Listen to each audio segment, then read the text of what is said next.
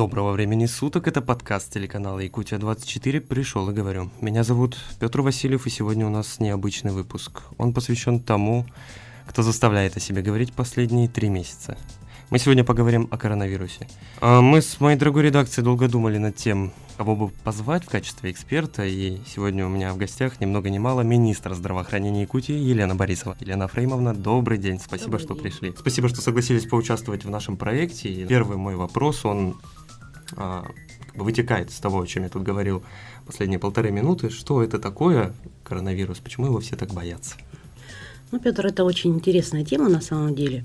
Надо понимать, что вирус – это как живой организм, он всегда любит мутировать, любит подстраиваться под какие-то условия, и каждые лет 5 выдается какой-то новый штамп. Если сравнивать, то на слуху у нас птичий грипп, свиной грипп, вот теперь новый коронавирус, который так и называется. Обычно это вирусы, которые поражают животных и потом мутируют на человека, находят в себе такую благоприятную почву и начинает развиваться, тем самым развивая заболевание. Чем он так вызывает такую панику? Во-первых, потому что он новый. Соответственно, он какие-то новые дает симптомы заболеваний. Непонятно еще, чем лечить. Но сегодня уже, как ты сказал, в течение 3 месяцев уже подготовлены алгоритмы лечения, есть уже подобраны препараты, которые чувствительны к этому вирусу. И поэтому, наверное, конечно, в первую очередь это вот такая паника перед неизведанным. То есть это такой синдром страха, да? Да. А это действительно ли можно назвать эпидемией? Наверное, да, потому что чисто если говорить по эпидемиологии, эпидемиологическим языком научным, то если это вышло за пределы одной страны, то это, в принципе, можно уже называть эпидемией, да? А почему не пандемия говорим? Потому что мировое уже сообщество практически все охвачено, просто кроме 3 континентов. Потому что нет такого количества заболевших по всему миру, кроме как в Китае. Но и здесь тоже на самом деле надо просто вооружиться цифрами и провести практически такой небольшой расчет и посмотреть на количество населения. Мы понимаем, какое количество в Китае проживает, и то количество, которое сегодня заболело тяжелыми формами, и заболело и погибло в результате этого заболевания. На самом деле эта цифра получается в много раз ниже, чем от обычного банального гриппа сегодня погибает людей. Раз вы заговорили про цифры, у меня на сегодняшний день, на 14 февраля, ирония, мы сегодня записываем в такой романтичный день, меньше 1500 человек погибших, 1400 чем-то. И это они практически все в Китае. И вы сказали, что если соотносимо с плотностью населения, мне, конечно, простите за мой какой-то снобизм, цинизм, да, возможно, это же вообще очень маленькие цифры. Поэтому и хотелось бы, чтобы население наши жители прекрасно понимали это. Конечно, когда мы слышим, 1000 человек погибли, для нас это просто какая-то огромнейшая цифра. Но надо все соизмерять в статистике, смотреть в параллели. И я уже приводила примеры, что когда от коронавируса, буквально мы 2 недели про это говорили назад, погибло 0,4%, то в это же время от гриппа в России в целом с начала года погибло уже 0,7 человек. Поэтому надо понимать, что любой вирус, он приводит к осложнениям, приводит к смертельному исходу, и единственный правильный выход – это вакцинация. Здесь просто вопрос, что к этому еще не придумали вакцину. Но придет время и придумают и к этому, потому что сегодня у нас есть и от птичьего, и от свиного гриппа уже вакцинация. То есть это вопрос времени? Да. А как им можно заразиться? Сейчас в интернете на сегодняшний день очень много слухов и домыслов, вплоть до того, что не заказывайте посылки из Китая. Но, насколько я понимаю, вирус там не выживает. Вирус, он чувствительный, он боится любого сквозняка, любых перепадов температур, хотя достаточно термоустойчив. Вирусы, в принципе, хорошо выживают в холодной среде. Но мы понимаем, что основной путь, как сегодня уже доказано, это воздушно-капельный, то есть точно так же, как обычным ОРВИ и гриппом, пути заражения. Не исключены, нужны контактные пути, потому что еще при исследованиях и так называемый пероральный тоже путь несколько случаев подтвержден. Поэтому сейчас идут до сих пор исследования. В любом случае, любые меры предосторожности, они будут хороши. В чем они заключаются? Первое, самое простое, избегать массовых скоплений народа. Не приближаться на близком расстоянии. Учитывая сегодняшний праздник, предлагаю какие-то другие какие-то методы приветствий поменять, либо уже гарантированно здоровым человеком так близко общаться. Второе – это мытье рук. Чем чаще мы моем руки, тем лучше. И желательно иметь всегда при себе либо какой-то спиртовой раствор, либо спиртовые салфетки, протирать руки несколько раз в день. При необходимости, конечно, можно носить маски. Но здесь тоже есть некая такая панацея с этими масками. Люди считают, что если они одели маску, это хорошо. Здесь надо четко понимать, что маску носить, особенно магазинскую, да, аптечную, нужно не более 2 часов. Если это самодельная маска, там немножко другие условия, ее можно носить до 4 часов. Обязательно потом стирать, проглаживать, и можно пользоваться дальше. Но, тем не менее, еще раз говорю, это не тот фактор, что 100% вас гарантирует от заболевания.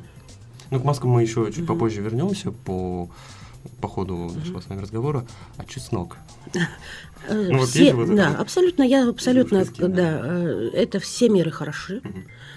Это пестицид, который хорошо обеззараживает, безвреден для детей. И, в принципе, методы, которыми пользовались и мы сами в детстве, и наши родители, они тоже неплохие. Народные средства тоже хороши, и можно сейчас принимать большое количество различных иммунных препаратов. Это могут быть БАДы, это могут быть лекарственные препараты, может, тот же лимонник, например, да, мед с лимоном. То есть все, что угодно, поддерживающее наш иммунитет. То есть, условно говоря, главный метод заражения – это условно капельный. Да, воздушно-капельный. А китайские овощи, фрукты? Я просто не знаком с Роспотребнадзором, с их отчетами. В любом случае, новый коронавирус, либо какая-либо кишечная инфекция, самое главное – хорошо обрабатывать продукты. То есть мы обязательно должны тщательно мыть овощи, фрукты, желательно потом обливать их хорошей прокипяченной водой в термической высокой температуры, и любой вирус, неважно какой, он погибает.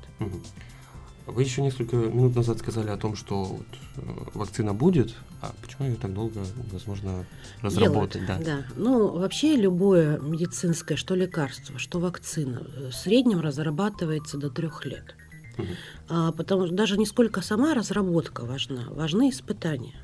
И если сегодня у нас занимается ряд институтов по Российской Федерации этим видом исследований, и есть какие-то результаты, Испания докладывает, да, другие страны мира, то нужно очень достаточно длительное время для того, чтобы проверить, потому что наша главная задача не даже предохраняться от вируса, не нанести вред человеку. Поэтому будет она, вакцина, однозначно, но сегодня пока такие меры. Это вопрос времени. Да. То есть на данный момент никаких медикаментозных способов? Нет, медикаментозное лечение, методы есть. Да? Уже определен ряд препаратов, которые я в начале разговора тоже говорила, к которому этот штамм чувствителен. Да? Но это достаточно серьезные лекарственные препараты. Ибупрофен, Калетра, да. Это первые, которые вы назвали, это в основном препараты, которые поддерживают наш иммунитет, и они точно так же хороши при любом штамме вируса гриппа, либо при парагриппах и тому подобное. Есть некие специфичные препараты, которые сегодня у нас применяются чаще при ВИЧ-инфекциях, да, такие достаточно мощные препараты, потому что вирус действительно тяжелый, мутирующий, но они дают хороший результат, хорошее лечение, и сегодня они опробированы во всех странах мира. Это методики, уже разработаны методики, как правильно лечить. Он чем опасен, этот вирус? Тем, что не то, что он персистирует, а то, что он очень быстро развивает дыхательную недостаточность.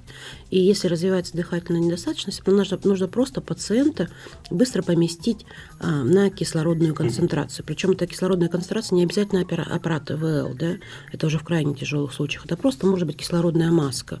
Это может быть просто нагнетение кислорода, да, интенсивное. Почему вот первые случаи в Китае произошли? Потому что они просто запускали этот случай и вовремя не госпитализировали пациентов. У них немного другая система медицины, надо тоже об этом помнить, чем в России, тем более, но и в других странах мира. Они больше привязаны к традиционной медицине, в медицинские организации-то особо не обращаются. И поэтому вот был упущен этот шанс. То есть вот то, что мы сейчас озвучили, это не значит, что нужно при первых симптомах там, кашля, простуды лететь в аптеку и требовать определенный, интерферон, бета. Но причем он стоит очень... Да, они дорогие препараты. 30 тысяч. Да, но смотрите, мы сегодня, опять-таки, приняты практически все меры противоэпидемические, профилактические, какие-то превентивные меры по стране. Естественно, в республике Саха-Якутия разработан целый алгоритм. И хотелось бы, что сказать. Очень неудачно, или, как сказать правильно, может быть, наоборот, удачно совпало, что у нас с сезоном ОРВИ, да. И люди, Корь помогла нашей медицине мобилизоваться, и мы сегодня как раз работаем на тех ресурсах, которые у нас были, да, и которые отработаны у нас маршрутизацией и тому подобное. Тоже нет худа без добра, как говорится, но, наверное, неправильно говорить, но, тем не менее, так получается. Вот что пугает людей, да, потому что сейчас сезонный подъем гриппа. Все начинают чихать, кашлять там, и любые там катаральные явления проявляются. Конечно, первая мысль у людей, не коронавирус ли это.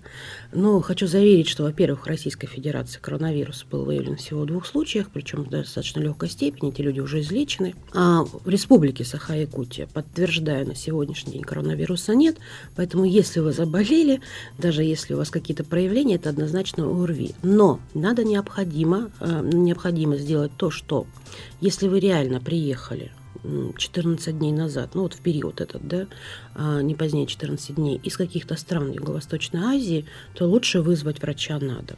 Лучше все-таки подстраховаться и, просидеть дома, тем более сегодня мы даем больничные листы таким людям, взять анализы и уже спокойно жить. А насчет лекарственных препаратов, мне кажется, в каждом доме должна быть дежурная аптечка. Хорошо, тогда если мы говорим о профилактике по маскам, ситуация с масками в Якутске. Сложная. В республике, у нас хорошая ситуация только в медицинских организациях, у нас их достаточное количество, у нас есть свои резервы, и мы сегодня ими пользуемся ради того, чтобы оберечь медиков, да, чтобы они в первую очередь не заболели, могли лечить население, и тех пациентов, которые находятся в стационаре, да, если это необходимо. Что касается массового распространения аптечной сети, то, мы в начале, только вот этих порогов, да, в середине января интенсивно закупали маски, у нас их было там порядка до 500 тысяч, масок по городу Якутску только. То сейчас, конечно, некий ажиотаж этим ходовым товаром. Каждым днем у нас истощаются запасы. Сегодня совсем немножко, порядка 10-12 тысяч осталось. Но тут проблема-то в другом, что, к сожалению, наши производители оказались не готовы к такой массовому распространению, изготовлению, правильно, спасибо большое, изготовлению по всей стране. Здесь и расходные материалы, мы знаем, у нас большинство это, конечно, Китайская Народная Республика привозит, да, у нас все грузовые порты сегодня закрыты, да, и мы стоим в очередь на масках, но стоим буквально, у нас срок отгрузки это середина марта. Республика стоит, у поставщиков. Все, что было у поставщиков, здесь мы уже все разобрали, забрали. Держим небольшой запас для своих медицинских организаций тоже. Поэтому, еще раз повторю, на самом деле маска – это не панацея, и нет такого стопроцентного, еще раз повторюсь, стопроцентной гарантии, то, что вы не заболеете. И это тот инструмент, который легко изготовить самим. Да, мы недавно запускали ролики, как это правильно делать. Можно из любых материалов, причем это не обязательно должна быть марля, это может быть хлопчатобумажная ткань, любая, сегодня очень много хлопчатобумажных салфеток продается в хозяйственных магазинах. Кстати, про хозяйственные магазины. В хозяйственных магазинах тоже большое количество масок, в том числе таких всяких для молодежи очень интересных, креативных, поэтому ими можно пользоваться тоже так же. Просто помните правило 2 часа от носки. То есть, после 2 часов они уже становятся. Все равно они вас не защищают. Да. Там же есть маски вот этого особого типа с респиратором.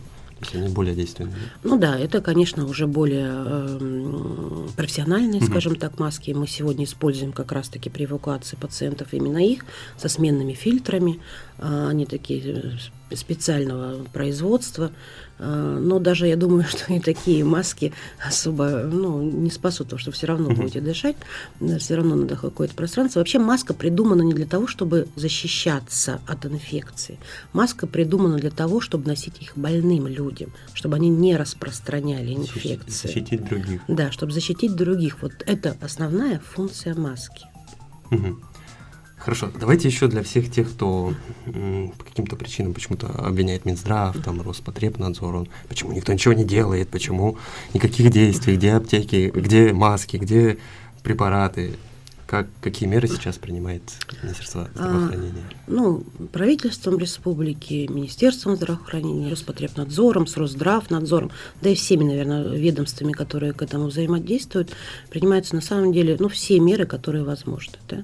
В первую очередь, значит, у нас разработаны маршруты, алгоритмы действий врачей, любого персонала, который сталкивается, разработаны, значит, действия бригад скорой помощи, оттренированы. Вот несколько раз мы игры проводили, буквально вчера последние проводили, да, оттренированы, отточены уже до автоматизма. Значит, правительством дополнительно выделены деньги на тепловизоры, которые в аэропортах, причем мы говорим не только про город Якутск, на железных дорогах, отстраненно проверяют на температуру. То есть мы выявляем, да, сразу температуру, значит, у нас вдруг один маршрут, если люди приезжают без температуры, там, с стран Китайской Республики или других, другой маршрут. Значит, закуплены дополнительные расходные материалы, закуплены лекарственные препараты, да, как раз вот по тому перечню, который рекомендован. Значит, сегодня на подходе 8 дополнительных аппаратов искусственной вентиляции легких.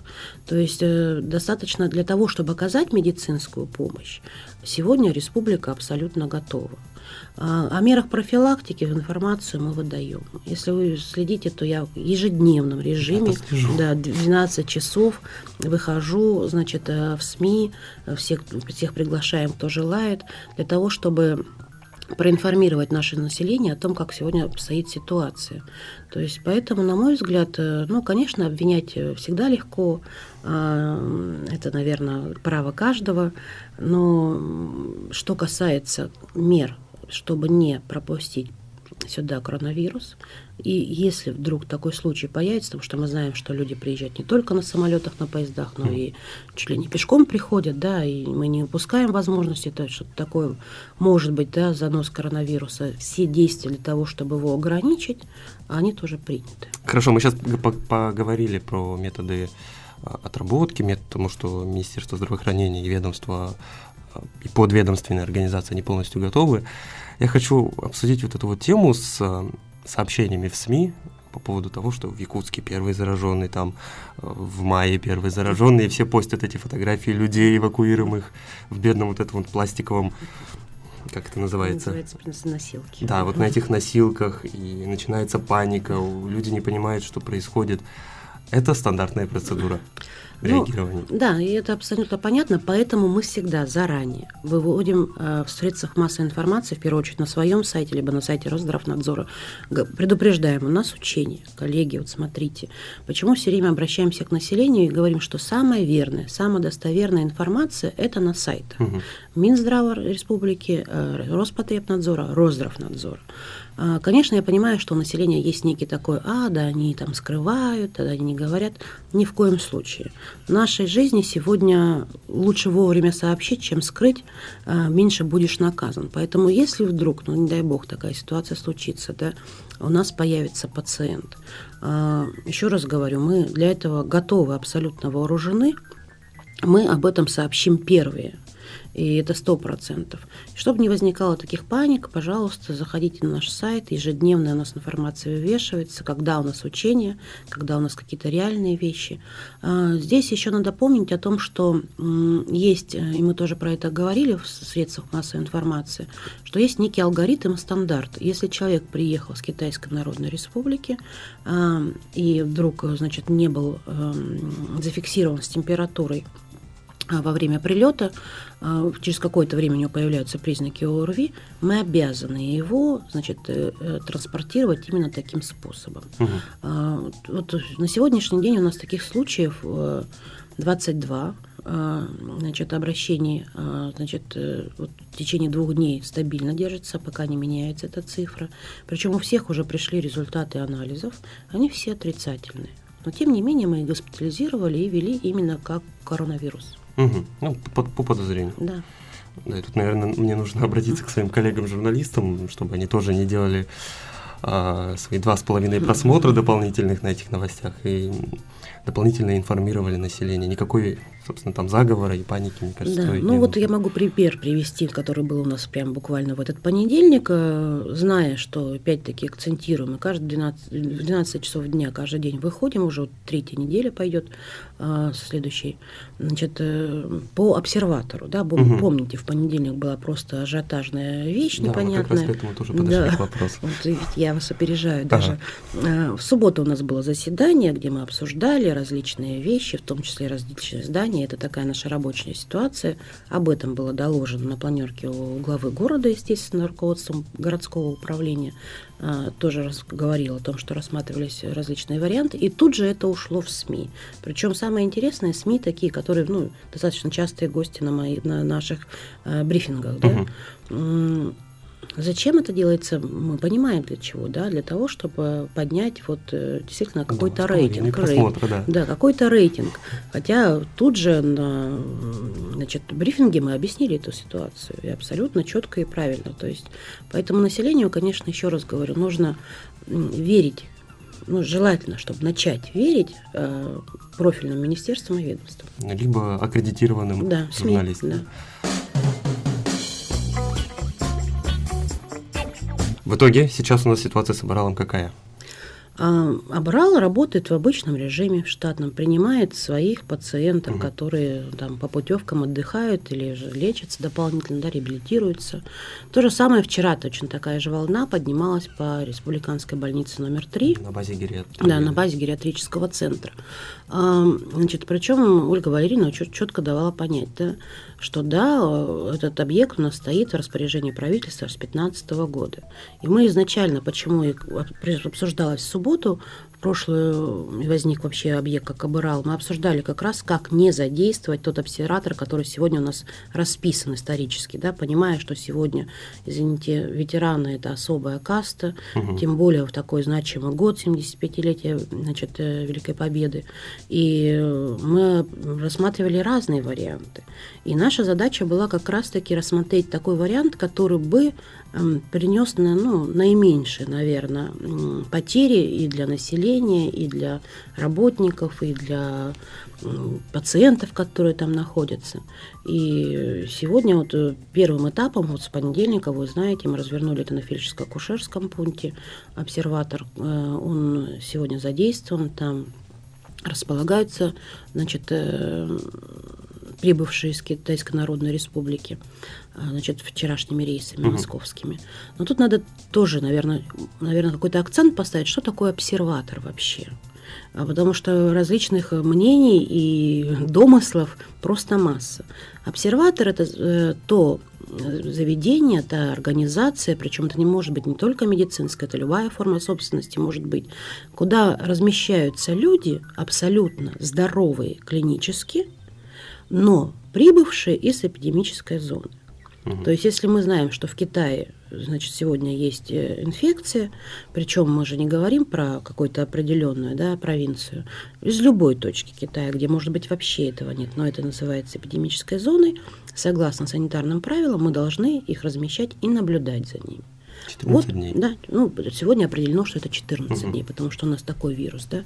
Какой-то другой будет вирус, значит, там может быть и 7 дней, и месяц, неважно.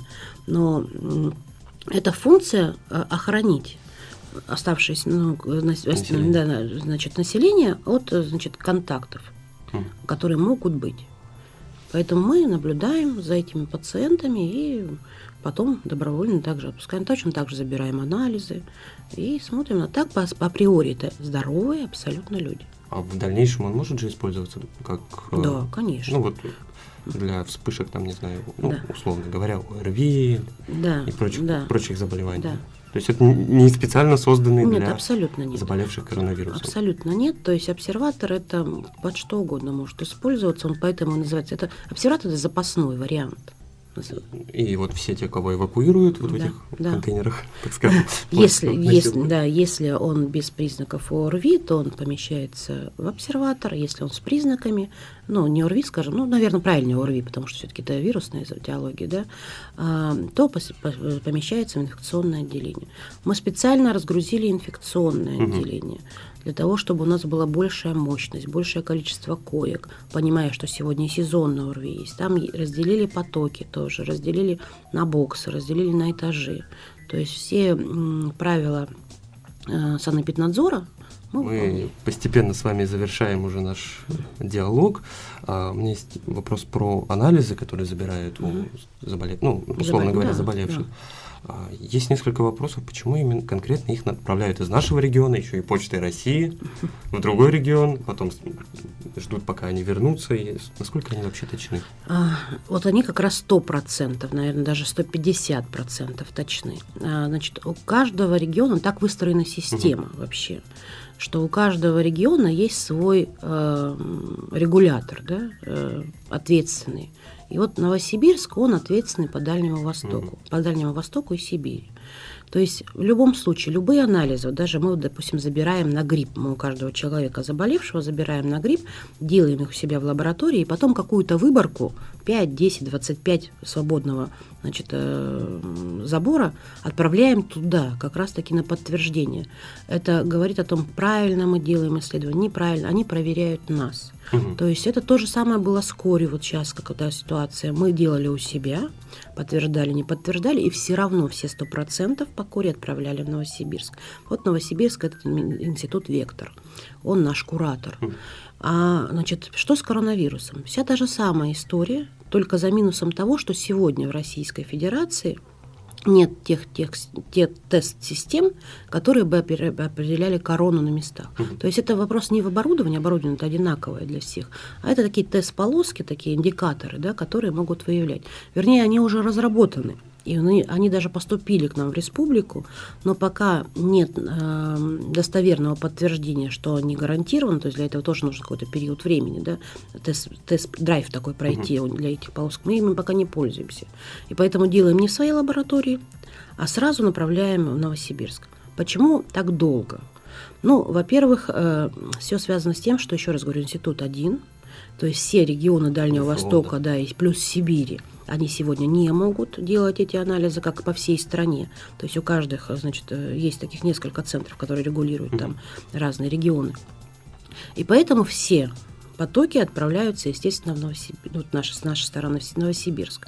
Понятно, что есть некоторая приоритетность, например, там, значит, приграничных городов, да, где больше риск, да, где вот там, ну, тот же Благовещенск, да, который через дорогу буквально Китай, да, для них приоритетность идет. Поэтому есть некая задержка 5-7 дней, но это даже не важно, потому что, еще раз говорю, мы изначально этого пациента ведем как с подозрением на коронавирус, и мы все равно его держим 14 дней. Поэтому нам, в принципе, для лечения это достаточно этих дней, где подходит результат. А эти анализы не успевают 14 дней прийти? Нет, они успевают как раз. Они вот идут они 5-7 дней. Вот все по-разному бывает, да, как закладка. Вот, допустим, у нас есть люди, которые госпитализированы были 10-го, сегодня у нас какой, 14-е? Вот у них уже вчера пришли результаты, то есть все через 3. Отрицательные. Да, все отрицательные, да, абсолютно верно. Еще раз подчеркну, анализы все отрицательные, коронавируса в республике сегодня нет. Поэтому вот у кому-то 5 дней, кому-то 3. И вероятности того, что вот мои условные анализы условного Пети не перепутают где-то на Почте России? Нет, ни в коем случае, что вы. Там ошибки быть не может. Нет, там 100% ошибки быть не может. Это очень ответственная вещь. Мы очень тщательно их пакуем, маркируем. Причем надо отметить, что это не только там, я не знаю, как вы представляете, не только кровь, да? Это, да. То есть это три среды. Мы берем мочу, мы берем кровь и берем смывы из зева и носа. То есть это 3 разных среды, они отдельно упаковываются, маркируются очень четко, очень жестко, поэтому никакого смешания быть вообще не может. Это не может, это исключено. Почему спрашиваю? Потому что это Почта России. Мы знаем, на что они способны. У нас немножко под другие отношения с Почтой России, поэтому, может быть, поэтому она плохо работает, что все время на государственной структуре. Все время занята анализом Минздрава, да? И здравоохранения.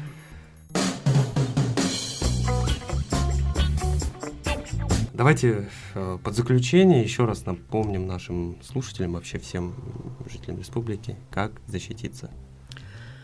Защититься всегда, независимо, какой вирус нас подстерегает сегодня, завтра, послезавтра, можно элементарными вещами. Меньше посещения общественных мест, частое мытье рук, в том числе спиртсодержащими салфетками, растворами, меньше касаться лица. Возможно, какие-то народные средства, препараты для поднятия иммунитета, больше цитрусовых, и вообще закаливание, наверное, потому что самое главное в нашей жизни – это стойкий иммунитет, и тогда нас никакой вирус не возьмет. И меньше паники я от себя добавлю. Абсолютно верно. Но здесь я еще скажу, наверное, так. У нас есть такие методы, а если мы говорим вообще в целом про грипп, то кроме вакцинации лучшего средства сегодня не придумано, и акцентирую, не для того, чтобы не заболеть, а для того, чтобы не получить. Я хочу напомнить, что это был подкаст «Пришел и говорю». Меня зовут Петр Васильев, и сегодня мы обсудили эпидемию коронавируса с министром здравоохранения Якутии Еленой Борисовой. Елена Фреймовна, еще раз спасибо. Спасибо, Петр, вам. Подписывайтесь на новые выпуски нашего подкаста в приложении Apple Podcasts, слушайте нас на Яндекс.Музыка и приложении ВК Music, следите за новостями на сайте yak24.ru и в наших социальных сетях. И, конечно же, на сайтах Министерства здравоохранения, Росздравнадзора, Роспотребнадзора. Спасибо, Елена Фреймовна. До встречи!